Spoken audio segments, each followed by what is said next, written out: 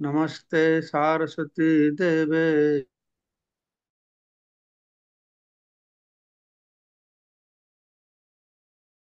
पश्चात्तदशतारिणे वंशाकल्पतरुभ्यश्च कृपा सिन्धुभैव च पतितानां पावनेभ्यो वैष्णवेभ्यो नमो नमः।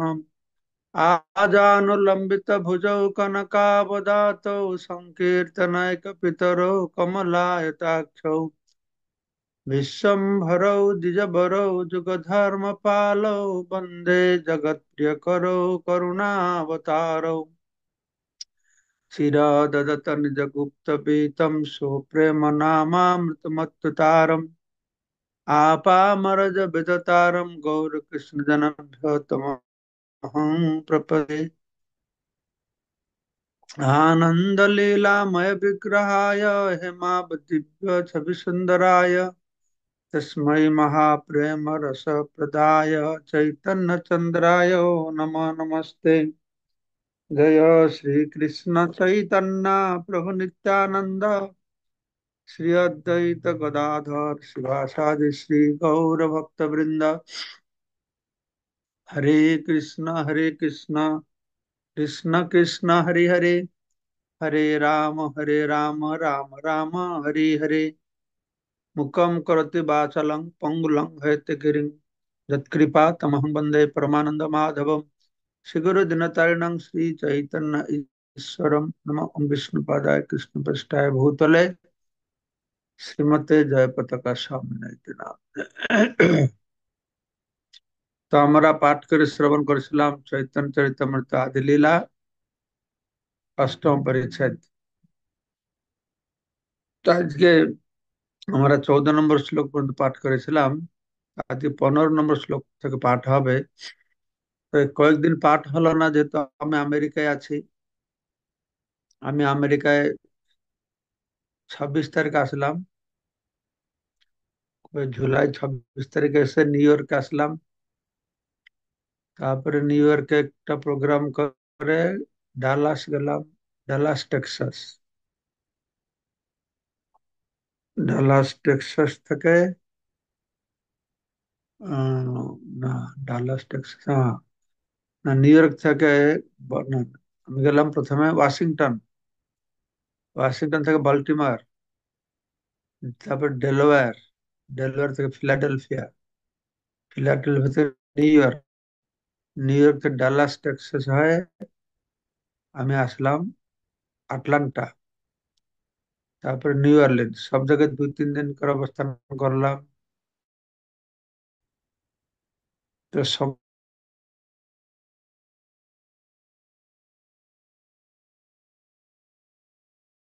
তো যখন ক্লাস সময় তখন 8:30-9টা, তখনই আমার এখানে সন্ধ্যাবেলা প্রোগ্রাম চলে, তাই ক্লাস দিতে পারলাম না। আজকে আমি ওয়েস্ট কোস্টে এসেছি, সিয়াটল বলে জায়গা আছে,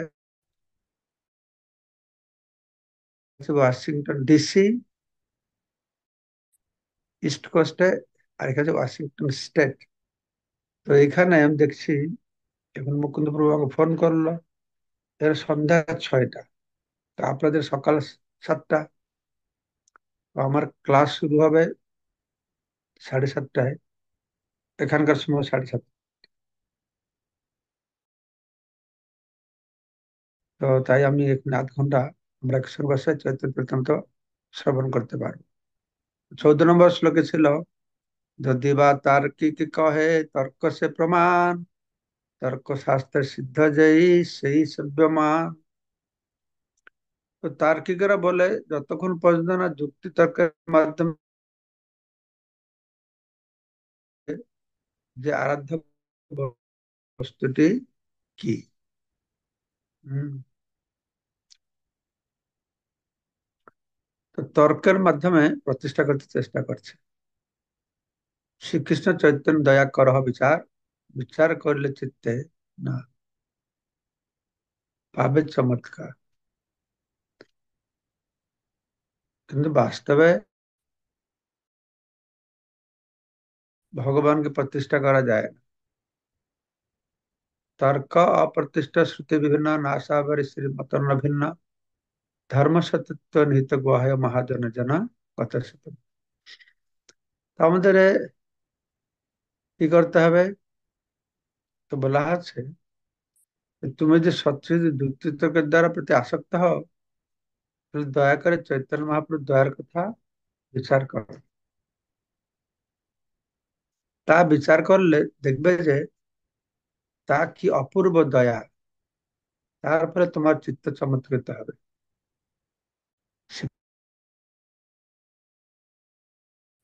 বিচার করলে চিত্তে পাবে চমৎকার। তো এই সম্পর্কে শিল ভক্তিনাথ ঠাকুর বলেছেন যে শ্রীকৃষ্ণ সংকীর্ণ চেতা মানুষেরা বিভিন্ন রকমের দয়ার আদর্শ সৃষ্টি করে, কিন্তু চৈতন্য মহাপ্রভু যে দয়া তে সম্পূর্ণ ভিন্ন। কারণ বলেছেন জীবে দয়া কৃষ্ণ নাম সর্বধর্ম, জীবের প্রতি দয়া করো। কিন্তু দয়াটি কি রকম? যে সমস্ত ন্যায়িক কেবল যুক্তি ও তর্কের প্রমাণকে প্রমাণ বলে মনে করে, তারা যুক্তি তর্ক ছাড়া পরম তত্ত্বকে স্বীকার করার কথা কল্পনাও করতে পারে না। তারা যুক্তির মাধ্যমে, তর্কের মাধ্যমে কোন বিষয়কে জানতে চেষ্টা করে, কিন্তু তর্কের মাধ্যমে ভগবানকে পাওয়া যায়। এই জন্য বলা হয় যে তর্ক অপ্রতিষ্ঠিত, তর্কের দ্বারা পরম তত্ত্বকে। কিন্তু কিছু লোক আছে, তারা যুক্তি তর্কের মাধ্যমে হম পরম তত্ত্বকে জানতে চেষ্টা করে। দুর্ভাগ্যবশত এই সমস্ত তার্কিকেরা যখন শ্রী চৈতন্য মহাপ্রভুর করুণা গ্রহণ না করে এই পথ অবলম্বন, চৈতন্য মহাপ্রভু করুণা ব্যক্তি রেখে এই তর্ক করে, তখন তারা যুক্তি তর্কের স্তরেই থেকে যায়। এই তর্কের মাধ্যমে একটা সিদ্ধান্তে পৌঁছাতে পারে না। যুক্তির মাধ্যমে যুক্তি সত্য করে তাহলে তার সিদ্ধান্তে পৌঁছাবে। পারমার্থিক যখন উন্নতি সাধন, সেই জন্য তারা কি করে না,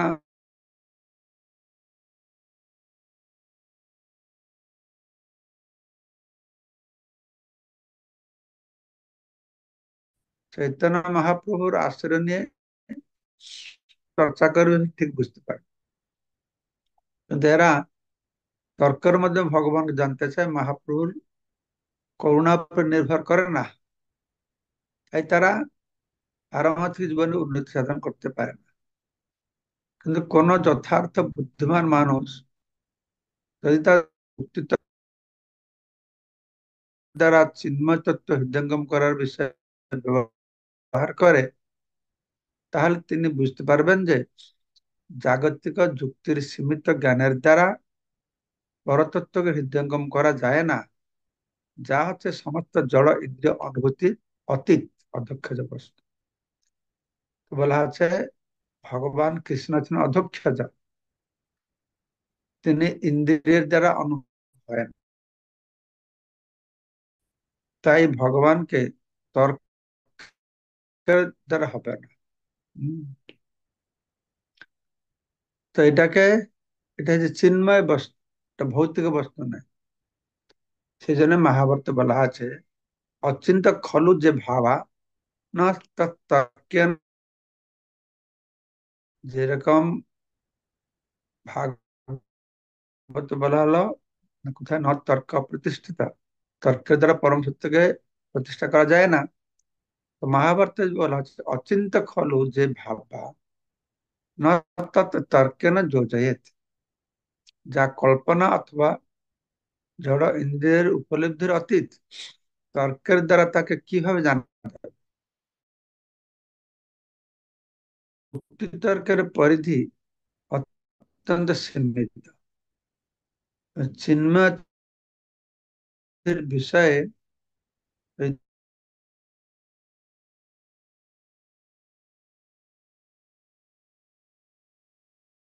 প্রভাব থাকতে পারে, শুধু একমাত্র যুক্তির দ্বারা যে পরম তত্ত্বকে জানতে পারবে তা নয়, ভগবানের কৃপা দরকার।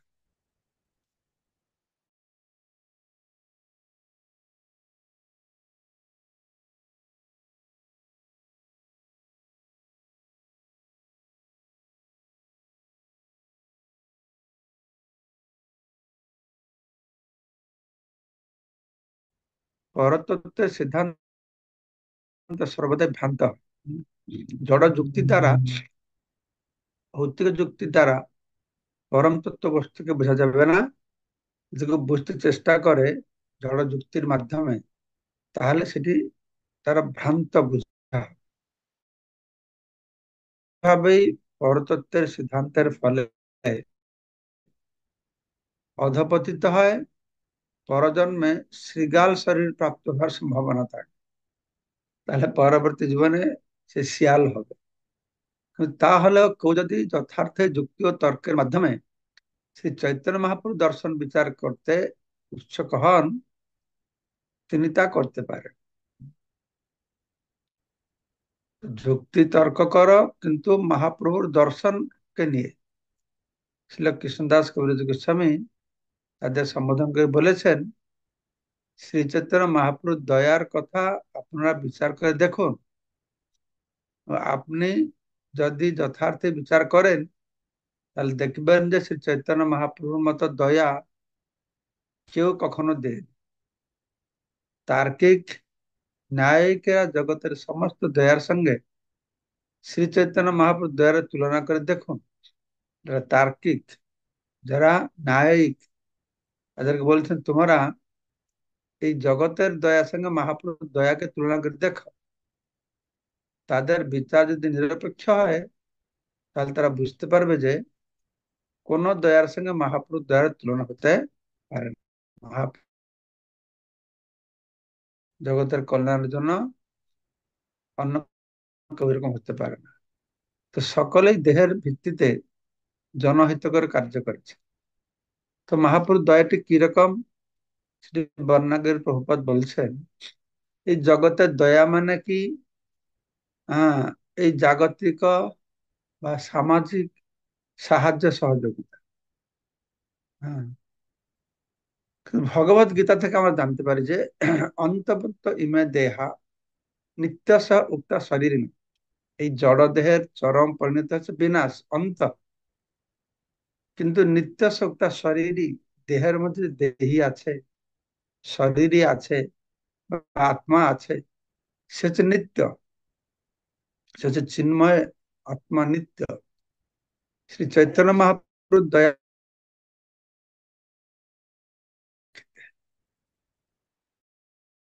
মহাপ্রভুর দয়া ভৌতিক জগতের সামান্য দয়া পার্থক্যটা কি না, ভৌতিক জগতের মানুষ যে দয়া করে তাদের শরীরের ভালোর জন্য, শরীরের কল্যাণের জন্য, এই ভিত্তিতে। কিন্তু মহাপ্রভুর যে দয়া, সে দয়াটা আছে আত্মার কল্যাণের জন্য, নিত্য আত্মার পরিপ্রেক্ষিতে তার দয়াটা কাজ করে। সেজন্য নিরপেক্ষ ভাবে যদি বিচার করা হয়, তাহলে এই জগতে চৈতন্য মহাপ্রভু যেরকম দয়া করেছেন, সেরকম আর দয়া কেউ দেখায় না। দেহের মঙ্গলের জন্য যত চেষ্টাই করা হোক না কেন, তার বিনাশ অবশ্যম্ভাবী, এবং কর্ম অনুসারে তাকে আবার আর একটি শরীর ধারণ করতেই হবে। তাই কেউ যদি দেহান্তরের বিজ্ঞান উপলব্ধি না করে এবং নিজেকে দেহ সর্বস্ব বলে মনে করে, তাহলে বুঝতে হবে যে সে, যে তার বুদ্ধিমত্তা খুব একটা উন্নত নয়। যারা, যাদের দেহাত্ম বুদ্ধি আছে, অর্থাৎ এই দেহকে আমি বলে মনে করে, যারা পুনর্জন্মে বিশ্বাস করে না, যারা কর্মফলে বিশ্বাস করে না, তারা বুদ্ধিমান নয়, তারা হচ্ছে অল্প বুদ্ধি সম্পন্ন ব্যক্তি। দেহের প্রয়োজনগুলি বর্জন না করে শ্রী চৈতন্য মহাপ্রভু অস্তিত্ববাদী ও বস্তুবাদী মানব সমাজকে পবিত্র করার জন্য চিন্ময় জ্ঞান দান করেছেন। তো মহাপ্রভু যে শিক্ষা দিয়েছেন, তিনি দেহ রক্ষার জন্য যা দরকার সে কর্ম করবার শিক্ষা দিয়েছেন, তাকে বর্জন করতে বলেন। তো সেটা করেও কিভাবে মানব সমাজকে উম, উন্নত করা যাবে, চিন্ময় জ্ঞান দেওয়ার ব্যবস্থা করেছে। তাই কোন যুক্তিবাদী যদি নিরপেক্ষভাবে বিচার করেন, তাহলে তিনি অবশ্যই দেখতে পাবেন যে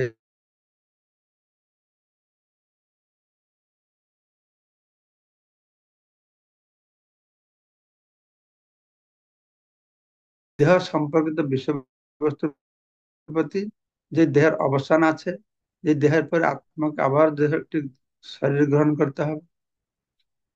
মহাপ্রভু যে বদান্যতা, এটা মহাবদান্যতা কেন? না এই জন্য যে উনার দয়াটা শুধু শরীরের জন্য নয়, শরীরের সুরক্ষা সঙ্গে সঙ্গে আত্মার সুরক্ষা হবে, সে ব্যাপারে হব। এবং শ্রীকৃষ্ণের থেকেও উদার, চৈতন্য মহাপ্রভু কৃষ্ণই, কিন্তু শ্রীকৃষ্ণ অবতার যা উদারতা ছিল, তার থেকে চৈতন্য মহাপ্রভু উদারতা হচ্ছে আরো শ্রেষ্ঠ। তিনি আরো কৃপালু, আরো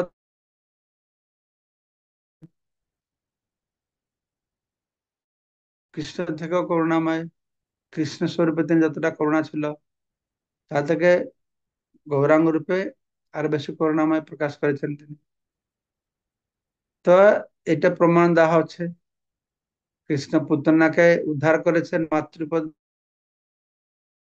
করে উদ্ধার করেছেন।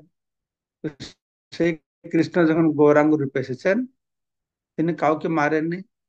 পাপি তাপি যত ছিল হরিনামে উদ্ধারিল, তার সাথী জগাই মাধে। এটা হচ্ছে চৈতন্য চন্দ্রের দয়া।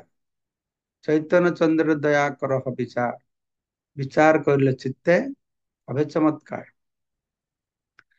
আরো বলা হচ্ছে শ্রীকৃষ্ণ দাবি করেছেন যে শরণাগত হওয়ার জন্য, তিনি চৈতন্য মহাপ্রভুর মতো উদার ভাবে কৃষ্ণ বিতরণ করেননি। যে কথা বলা হচ্ছে যে কৃষ্ণ বলছেন সর্বধর্মান পরিত্যাজ্য মাম একম শরণম ব্রজ, সবকিছু পরিত্যাগ করো, আমার শরণাগত হও। করলে কি হবে না, অহম তম সর্বপাপেভ্য মুখ্যসাম, আমি তোমাকে পাপ থেকে মুক্ত করব। কিন্তু মহাপ্রভু তিনি জীবকে পাপ থেকে মুক্ত করবার মহাপ্রভু মূল লক্ষ্য ছিল না।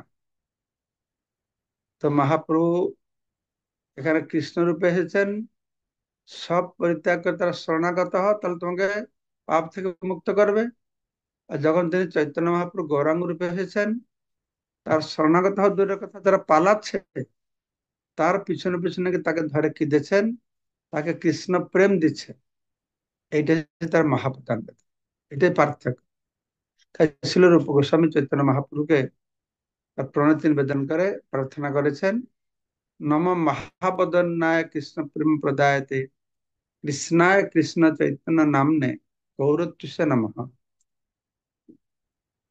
শ্রীকৃষ্ণ কেবলমাত্র ভগবত গীতা প্রদান করেছেন, যার মাধ্যমে তাকে যথাযথভাবে জানা যায়।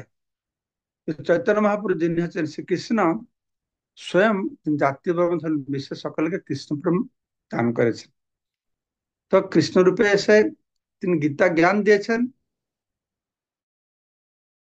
প্রেম দিয়েছেন।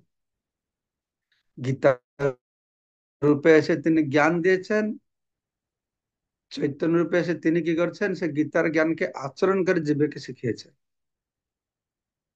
আপনে আচরে ধর্ম জীবের শিখা, এই হচ্ছে চৈতন্য মহাপ্রভুর বৈশিষ্ট্য। বহু জন্ম করে যদি শ্রবণ কীর্তন, তবু তো না পায় কৃষ্ণ পদে প্রেমধন। তো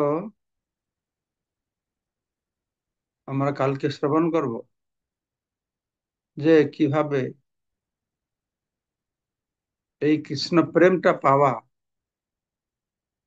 সম্ভব নয়। বহু জন্ম শ্রবণ কীর্তন করলেও কৃষ্ণ প্রেম পাবে না। কি করে? তো বলা হচ্ছে যে এক কৃষ্ণ নাম অত শক্তি ধরে, পাপীর সাধনে তত পাপ করে। তারপরে বলা হচ্ছে বহু জন্ম করে যদি শ্রবণ কীর্তন, তবু তো না পায় কৃষ্ণ কৃষ্ণ পদে প্রেমধন। এটা কেন? দশবিধ নাম অপরাধ যুক্ত ব্যক্তি বহু জন্ম শ্রবণ কীর্তন করে, তবুও কৃষ্ণ পদে প্রেমধন লাভ করবে না। তো তাৎপর্যটা আগামীকালকে আমরা শ্রবণ করব। আমি এখন এই ওয়েস্ট কোস্ট এখন প্রায় এক সপ্তাহ থাকবো। 5-6 দিন থাকবো। তো এইভাবে আমি আশা করি, তো আপনাদের সকাল 7টার শুনে আমাদের সন্ধ্যা 6টায়, তো আমি প্রতিদিন কিছু কিছু আমরা ক্লাস করতে পারি। যেহেতু এই শ্লোকের তাৎপর্য একটু বড় আছে, তাহলে তাড়াহুড়া করে পাঠ না করে আমরা আলোচনা করে আগামী,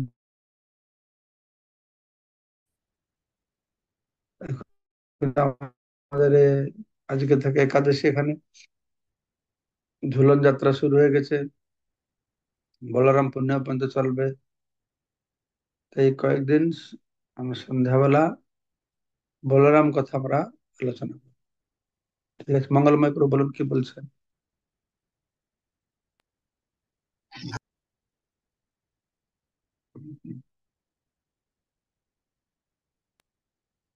হরে কৃষ্ণ মহারাজ, ধন্যবাদ, প্রণাম মহারাজ। এই বলুন। অস্তিত্ববাদী এবং বস্তুবাদী এ দুটো কি হলো মহারাজ?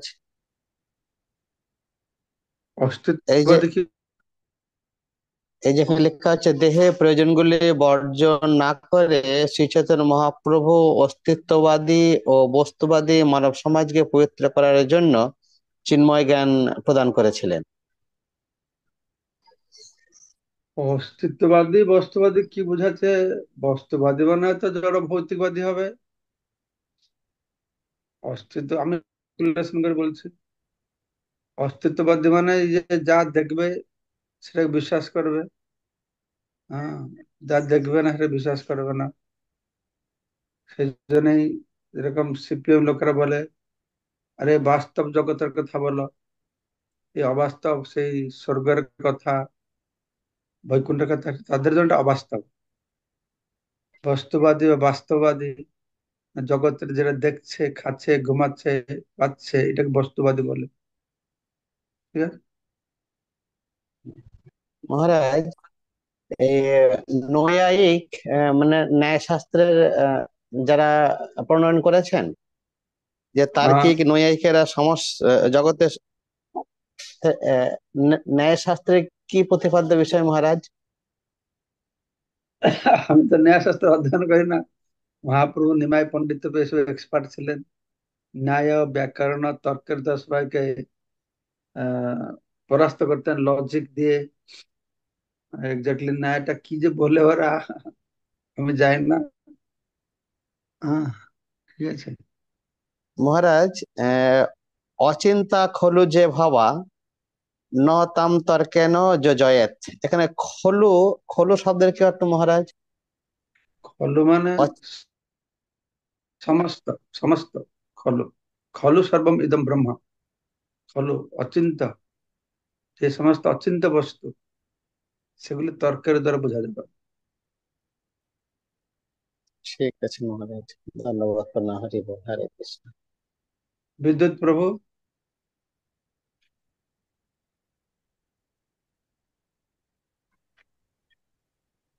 হরে কৃষ্ণ, ধন্যবাদ, প্রণাম মহারাজ। আপনার শ্রী চরণে। আজকে পবিত্র একাদশী, অনেকদিন পরে আপনার সঙ্গ পাচ্ছি। তো মহারাজ, এখানে এই তর্ক এবং যুক্তির বিষয়ে বলতে গিয়ে এক জায়গায় বলা হচ্ছে যে চিন্ময় স্তরে যুক্তি তর্কের পরিধি অত্যন্ত সীমিত। তা আমরা তো জড়জগৎ, এই জড়জগতে জ্ঞান লাভের জন্য যুক্তি তর্ক আমরা প্রয়োগ করি অনেক সময়, বা বেশিরভাগ সময়ে। তো এখানে আহ চিন্ময় জগতেও কি যুক্তিতর্ক আছে? ওখানে তো চিন্ময় মানে সবাই তো, মানে চিন্ময় মানে জ্ঞানময়, হ্যাঁ, যেটা আমরা বুঝি। তো সেখানে তো যুক্তিতর্ক থাকার কথা না জ্ঞান অর্জনের জন্য। তাহলে এখানে কেন বলছে যে যুক্তিতর্কের পরিধি অত্যন্ত সীমিত? না, চিন্ময় ধন্যবাদ। স্তরে মানে কি, চিন্ময় বস্তুকে বুঝতে হলে যুক্তি তর্কের মাধ্যমে বোঝা যাবে না। তা চিন্ময় জগতের কথা বলা হচ্ছে না। আমাদের চিন্ময় বস্তুকে জানতে হলে তর্কের মাধ্যমে জানতে পারবো না। আমরা যুক্তি দিয়ে কথা বলতে পারি। হ্যাঁ, শাস্ত্রীয় যুক্তি দিয়ে কথা বলতে পারি। আর কোন কোন সময় যুক্তির দ্বারা এটা কাটবে না, এটা ভগবানের উপর নির্ভর করতে হবে। যেরকম আচ্ছা। শাস্ত্রে বলেছে, হাড় আর বিষ্ঠা দুটো অস্পৃশ্য, কিন্তু বেদে বলছে শঙ্খ আর গোময় পবিত্র। কি যুক্তি দেবে এটাতে? এই স্তরে এই যুক্তি কাজ করবে না। হ্যাঁ, কোনো কোনো সময় শাস্ত্রের যুক্তি আছে, আমরা বলছি যে শাস্ত্র যুক্তি নিপুণ যে ভক্ত কথা বর্ণনা হচ্ছে সনাতন গোস্বামী বলছেন যে মধ্যম ভক্ত তার দৃঢ় শ্রদ্ধা কিন্তু শাস্ত্র যুক্তিতে অনিপুণ, আর উত্তম ভক্ত তার দৃঢ় শ্রদ্ধা শাস্ত্র যুক্তিতে নিপুণ। সে শাস্ত্রীয় যুক্তি দেবে আর ভগবানের কৃপার উপর নির্ভর করে। তো বর্ণনা করে আচ্ছা। চৈতন্য মহাপ্রভুর দয়া হচ্ছে অসীম দয়া। ঠিক আছে। হ্যাঁ। শক্তিমান গোবিন্দ মানে তমাল তমাল শ্যাম প্রভু। হরে কৃষ্ণ, ধন্যবাদ, প্রণাম মহারাজ।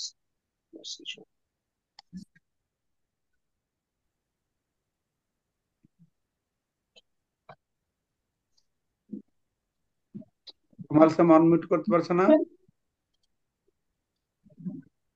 তোমার কথা শোনা যাচ্ছে না তো, হরে অনমিউট কৃষ্ণ করো। মহারাজ, ধন্যবাদ শ্রীচরণ বলো। মহারাজ। অনেকদিন পর দর্শন করে আজকে পবিত্র আরো রেখে পবিত্র হলাম মহারাজ। আমরা আপনার আশীর্বাদে চাই যে আমরা যে সন্ধ্যা আপনি যে ক্লাসটা বললেন এই আইডি দিকে পাবো। সন্ধ্যার সন্ধ্যা কি বাংলাদেশ টাইম সন্ধ্যা ছটা না আমেরিকান টাইম? হ্যাঁ, আমেরিকায় যে অংশে আমি আছি এখানে সন্ধ্যা 6টার সময়। তোমাদের যে রেগুলার ক্লাস আমি দেই ওইটা সন্ধ্যা 6টায়। তোমাদের এখন সময় কত হলো?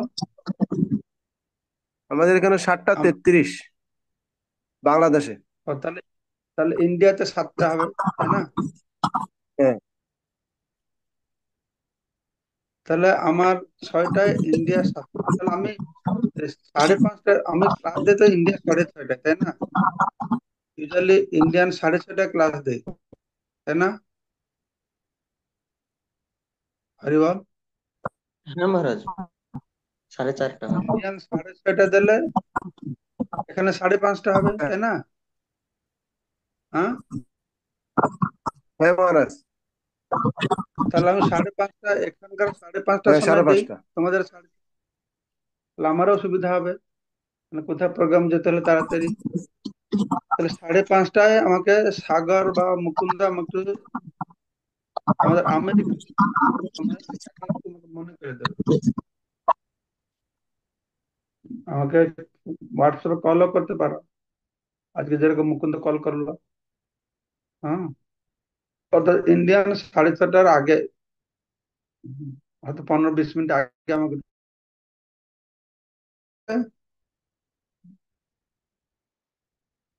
ওকে, নেক্সট শক্তিমান গোবিন্দ প্রভু। মহারাজ, দণ্ডবত প্রণাম। পরে আপনাকে দর্শন করলাম। তো মহারাজ, কিছুদিন আগে আপনি একটা প্রবাদ বাক্য বলেছিলেন যে নিজের চোখে না দেখলে গুরু বাক্য বিশ্বাস করবেন না। ওই প্রবাদটা আমি ভুলে গেলাম, কি বলেছিলেন একটা। এই ওটা উড়িয়াতে বলে যাহা না দেখিবে বেনি নয়নে। বেনি মানে দুটো, ও যা দুটো চোখে দেখবে না পরতে না যাবে গুরু বচনে। গুরু কথা গুরু বললো তাকে প্রত্যয় মনে করবে না, সত্য বলে মনে করবে না। ও আচ্ছা এটা আচ্ছা। কর্ম জগতের কথা। নিজে ও দেখলেই বিশ্বাস করবে না, আমরা সেটা বিশ্বাস করি না। দেখি, আমি দেখি চাঁদটা থালার মতো, তো সেটা কি চাঁদ থেকে থালা? না। বুঝতে পারছেন? ওরা কর্মজগতে বলে দেখলে বিশ্বাস করো, না হলে বিশ্বাস করো। আচ্ছা, ঠিক আছে। না দেখিলে যাহা বেনি না দেখ নয়নে। পরতে না যাবে গুরু বচন, আচ্ছা, গুরুর কথাও বিশ্বাস করো।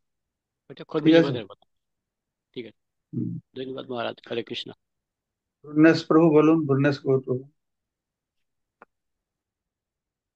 হরে কৃষ্ণ, ধন্যবাদ, প্রণাম মহারাজ। মহারাজ, আপনি আলোচনায় বলছিলেন যে কৃষ্ণ আমাদের সমস্ত পাপ থেকে মুক্ত করবেন, কিন্তু মহাপ্রভু আমাদের কৃষ্ণ প্রেম দান করবেন। এখন ওখানে বলা হয়েছে যে দশবিধ নামাপরাধ থাকলে কৃষ্ণ প্রেম লাভ করতে পারবে না, কিন্তু মহাপ্রভু তো অকাতরে কৃষ্ণ প্রেম দান করছেন। যারা হরিনাম সংকীর্তনে এই সংকীর্তন আন্দোলনে যুক্ত হয়েছেন তাদের কি সবাই কি এই কৃষ্ণ প্রেম দান করছে? যারা মহাপ্রভুর আশ্রয় নিয়েছে তারা কৃষ্ণ প্রেম পাবে, যথাযথভাবে আশ্রয় নিয়েছে, মহাপ্রভুর নির্দেশ পালন করেছে, হ্যাঁ, তাকে গ্রহণ করেছে জীবনে। মহাপ্রভুর কাছে আশ্রয় নিয়েছে মানে তার নির্দেশকে পালন করছে, তার উপদেশকে পালন করছে। তার উপদেশ পালন না করে তারা তারা আশ্রয় নেবে কি করে, তাই না? হ্যাঁ, কিন্তু যে মহারাজ বলছিলেন যে দশবিধ নাম অপরাধ এই কৃষ্ণ প্রেমে প্রতিবন্ধক, কিন্তু মহাপ্রভু তো অকাতরে হ্যাঁ, কৃষ্ণ প্রেম দান করেন। অকাতরতা দিয়েছে, কাদেরকে দিয়েছে? যে যারা তার শরণাগত হবে তাকে না দেবে, যারা তার জালে ধরা পড়ে তাকে না দেবে, এনারা দেবে কি করে? অকাতরে দিয়েছে, কিন্তু যারা নিবে তারা থেকে দেবে, না নিলে দেবে কি করে, তাই না? তো সেই জন্য তো আমরা মহামন্ত্র করে এই অপরাধ হয়ে যায় বলে আমার পঞ্চতত্ব করে। পঞ্চতত্তর আশ্রয় নিলে আস্তে আস্তে অপরাধ থেকে মুক্ত হবে আমরা। মানে ব্যাপার হচ্ছে মহাপ্রভুর আশ্রয় নিলে, তার কৃপা হলে আমরা প্রেম পাবো, কিন্তু অপরাধ করে প্রেম পাবো না। তার কৃপা হলে অপরাধ থেকে মুক্ত হবে, প্রেম পাবে, তাই না? তো মহাপ্রভু কি কৃপা করবে, তুমি বৈষ্ণব অপরাধ করো প্রেম পেয়ে যাবে, মহাপ্রভু বলবে সে কথাটা? হ্যাঁ, তো মহাপ্রভু না, বললে তুমি বলে না। আমার আশ্রয় আসে বৈষ্ণব অপরাধ থেকে মুক্ত হবে, তা সেটা সহজ উপায়, তারপরে তুমি কৃপা করো। বুঝতে পেরেছো? হ্যাঁ, এখন কত? হরে কৃষ্ণ। সাতটা মহারাজ হয়নি না? ঝুলন যাত্রা সম্পর্কে কিছু বললে হ্যাঁ, কি বলছো? নার্সিং থেকে ঝুলন যাত্রা সম্পর্কে। আজকের তো ঝুলন যাত্রা শুরু আজকের, আপনি যদি কিছু বলেন আমরা মানে না, কৃতার্থ হইতাম।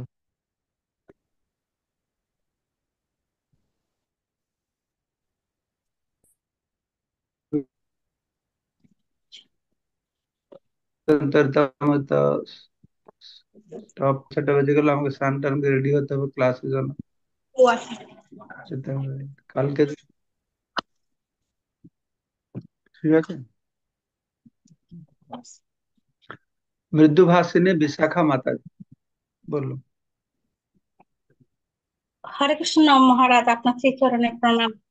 মহারাজ, মহাপ্রভু যে বলছিলেন, মানে মহাপ্রভুর চরণে যারা আশ্রয় গ্রহণ করবে তাদেরকে মহাপ্রভু কৃষ্ণপ্রেম দান করবে।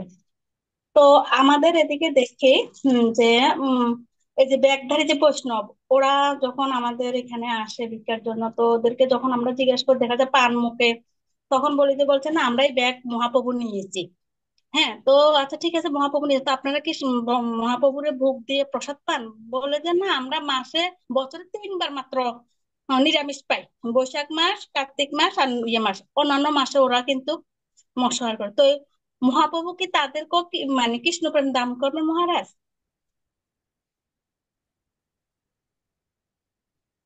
মহাপ্রভু যা বলেছেন সেটাকে যারা পালন করবে তারা হুম, কৃষ্ণ প্রেম পাবে। মহাপ্রভুর আশ্রয় নেওয়া মানে তার কথা শোনা। হুম। তার কথা যারা পূর্ণ মাত্রায় শুনবে তারা সেই রকম কৃষ্ণ প্রেম পাবে, যারা কম শুনবে তারা কম পাবে।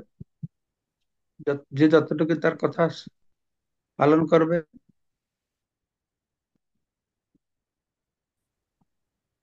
ঠিক আছে মহারাজ, আপনার শ্রীচরণে প্রণাম।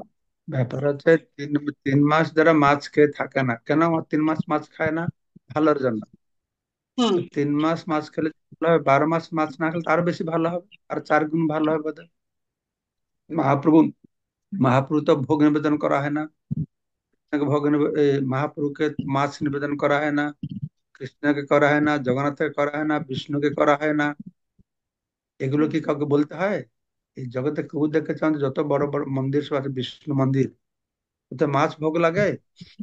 না শুধু তো। বেঙ্গলে এই জিনিসটা আছে। হোল ওয়ার্ল্ডে, হোল ইন্ডিয়াতে, উত্তরপ্রদেশ যাও, উত্তরে যাও, দক্ষিণে যাও, পূর্বে যাও, পশ্চিম যাও, ভগবানকে মাছ দেওয়া হয়। শুধু এই বাংলাদেশের প্রচলন আছে, খাইয়া মাগুর মাছের ঝোল, শুয়া যুবতীর কোল, বেটা চাঁদ বন্ধে হরিয়া হরিয়া বল। ভগবানকে মাস দেয় এই জিনিসটা কেউ শুনেও না। শুধু বেঙ্গলে বা বাংলাদেশে এই জিনিসটা রয়েছে, এই সহজিয়া লোকেরা এটা করেছে। তো মহারাজ, তো বাংলাদেশে আছি, অনেক এর মধ্যে আছি, আপনি আমাদেরকে একটু আশীর্বাদ করবেন, আমরা যেন তার মধ্যে থেকেও যেন উম, গুরু গৌরাঙ্গের এই গুরুদেবের ক্লাসে আদেশ ক্লাসে পারি। হ্যাঁ, বাংলাদেশ অবস্থা তো খুব খারাপ। হ্যাঁ এই মহারাজ। জন্য বেশি করে আমাদের হরিনাম প্রচার করতে হবে আধ্যাত্মিক দৃষ্টিভঙ্গি থেকে। আর ভৌতিক দৃষ্টিভঙ্গি থেকে আমাদের হিন্দু সমাজে আমাদের জনসংখ্যা আস্তে আস্তে কমে যাচ্ছে, মুসলমানরা বেশি সন্তান গ্রহণ করছে, হিন্দুরা ইন্দ্রিয় ভোগ করবে কিন্তু সন্তান গ্রহণ করবে না। তো এখন সব জায়গাতে গণতন্ত্র, আরো 50 বছর মধ্যে আর হিন্দু থাকবে না, হিন্দু মাইনরিটি হয়ে যাবে, ইন্ডিয়াতেও হয়ে যাবে সেরকম। বাংলাদেশের যে অবস্থা, ভারতেও তাই অবস্থা হবে। তো সমাধানের উপায়টা কি? একটা উপায় আধ্যাত্মিক দিক থেকে আমরা বলছি আমরা হরিনাম প্রচার করি, ঠিক আছে, কিন্তু আর একটি উপায় আছে, আমাদের হিন্দুদের জনসংখ্যা বৃদ্ধি করতে হবে। হিন্দুরা বেশি ফ্যামিলি প্ল্যানিং করে, আমাদের শাস্ত্রে সন্তান কৃষ্ণ চেতনাময় সন্তান উৎপন্ন করতে, হিন্দুরা করে না। আমাদের ভারতে প্রতিদিন 60,000 সন্তান উৎপন্ন হচ্ছে, তার 40,000 হচ্ছে, না 60,000 হচ্ছে মুসলিম, আর 40,000 হচ্ছে হিন্দু আর অন্যান্য সম্প্রদায়। তাহলে ক্যালকুলেশন করে দেখো কত সময় লাগবে ভারতে মুসলিম সংখ্যা বাড়তে। এগুলো হিন্দুদেরকে ভালো করে বিচার করতে হবে। গৃহস্থ হবে, আরে একটা দুটো সন্তান নিয়ে না আর সন্তান নেবে না। আমাদের তো 5টা 10টা 15টা, আমার বাড়িতে আমি 4 ভাই 4 বোন, আমাদের বাবা মা আমাদেরকে মানুষ করে না। এরা হিংসাটা অব্যাহত দেখে কে খাওয়াবে, কে দেখাশোনা করবে, কে পড়াবে, কি পড়াবে। টাকা পয়সা লোকেদের আছে, কিন্তু ভগবান যে উদ্দেশ্যে গৃহস্থ জীবনে প্রবেশ করবে সেই উদ্দেশ্যটা সাধন করতে হবে। এই বাণীটা ফলো করে প্রচার করতে হবে। গৃহস্থের যা কাজ গৃহস্থ করতে হবে, তাই না? তাহলে আমরা প্র্যাকটিক্যালি এটাকে সমাধান করতে পারবো। না হলে এই হরে কৃষ্ণ করে করে সবাই মুসলমানরা মারবে, ভগবত ধামে যাও আর এদের এইটা করো মুসলমানদেরকে মার খেয়ে। ঠিক আছে ঠিক মামা, আছে তাহলে আমার প্রণাম। হ্যাঁ ঠিক আছে মহারাজ, আপনার এটা আমার খুব ভালো লাগছে, যুক্তিটা। আমরা সবাই প্রার্থনা করছি, গুরু মহাদেব বলেছেন সবাই প্রার্থনা করতে। আমাদের এই ইসকনের জিবি ছেলে বলে ওগুলা খুব আলোচনা হচ্ছে কিভাবে বাংলাদেশের মানুষকে বিশেষ করে ভক্তদেরকে সাহায্য করা যাবে। আমাদের মঠ মন্দির তো সব এখন কালেকশন কমে গেছে, বাইরে কেউ যেতে পারছে না। অনেক গৃহস্থ ভক্তরা যেরকম গড়িয়াতে কয়েক হাজার ভক্ত আমাদের মন্দিরে আসে থাকে, ভক্ত না পাবলিক মানুষ হিন্দুরা, তাদেরকে দেখাশোনা করতে হয়। এগুলো সব আমাদের যে বিষয় আলোচনা যে কি করে আমরা সাহায্য করব বাংলাদেশের মানুষকে সাহায্য করতে, বা যদি কেউ বাংলাদেশের লোক আসে ভারতে সরকার যে অনুমতিতে, তাহলে আমরা ইসকন কি করে ওদেরকে রাখতে পারি বিভিন্ন জায়গায়, সব ধরনের প্রস্তুতি নেওয়া হচ্ছে। এখনই ভগবানের কি ইচ্ছা তার উপর নির্ভর করতে হবে, তাই না? হ্যাঁ মহারাজ, আর আমার একটু বেশি বিপদ মহারাজ, সেটা হচ্ছে যে আমার বড় মেয়েটা নোয়াখালী বিজ্ঞান ও প্রযুক্তি ভার্সিটির টিচার, আর ছোটটা এবার মাস্টার্স ফাইনাল দেবে। তো ওদের ভার্সিটিতে এখন ওখানে কোনো গন্ডগোল হয়নি, তথাপিও বিসি কে পদত্যাগ চাচ্ছে, টিচারদেরকে পদত্যাগ চাচ্ছে। আর যে হিন্দু মেয়েরা আন্দোলনে যায়নি তাদের মোবাইল চেক করছে, তাদেরকে বয়কট করছে, মানে খুব ঝামেলা যাইতেছে মহারাজ।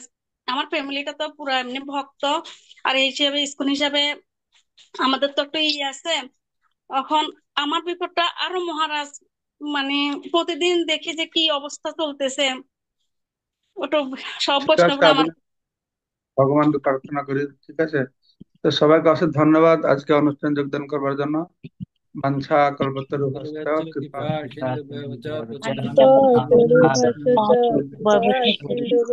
जय जय भक्ति पुरुषोत्तम स्वामी महाराज, श्रील प्रभुपाद महाराज।